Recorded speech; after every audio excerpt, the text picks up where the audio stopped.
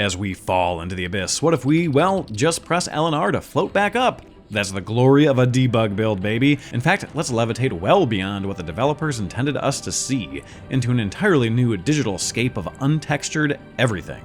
Hey everybody, this is Hard4Games, and today we're looking at a debug build of the LEGO Movie for 3DS. Big thanks to MORetro for sending this over for me to dump and preserve. The game itself is basically final, but being a debug build, we have a ton of options and opportunities to see the seams and inner workings of the game that the developers never intended to be visible.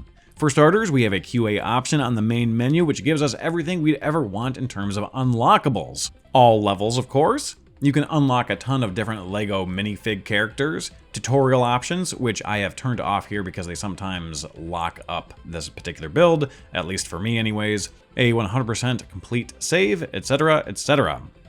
And here are our levels.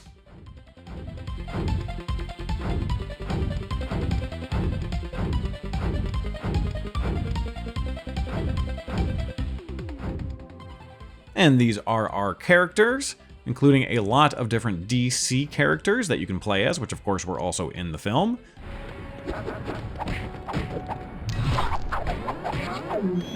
As I mentioned earlier, you can float, but be careful. It's really easy to get out of bounds and auto-fail the level. It's great though, because you can see far beyond what the developers intended, to the point where the world is no longer textured and lacks collision or any interactability, i.e. I can't land on any of these platforms or surfaces.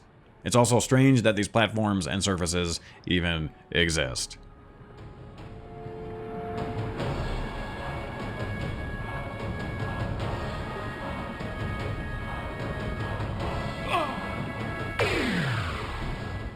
Of course, you can also just play it safe and simply leap to areas that you're supposed to go to and are actually part of the level. As you can see, I'm moving around super fast here, which you can do by pressing A and X, which is another debug feature. And you can also do this while levitating in the air. Honestly, sometimes it's really shocking to see how much of the world is quote-unquote fake, but it makes sense because it's not really part of the level, it's just meant to sort of build the world and make it seem like a fully fleshed out environment.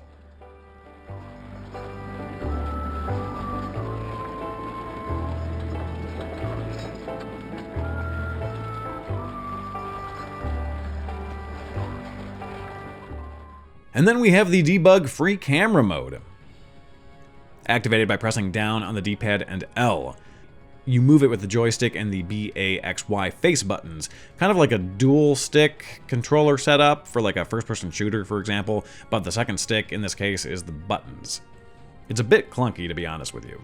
And when you get too close to something, it just kind of blacks out, which is kind of frustrating because I was really hoping to get some close-up shots to use for a thumbnail for the video, but alas, oh well, not gonna happen.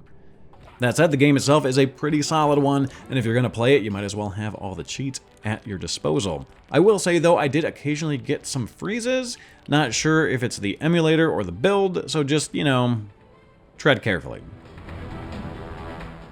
But yeah, that's the debug build of the LEGO Movie on 3DS.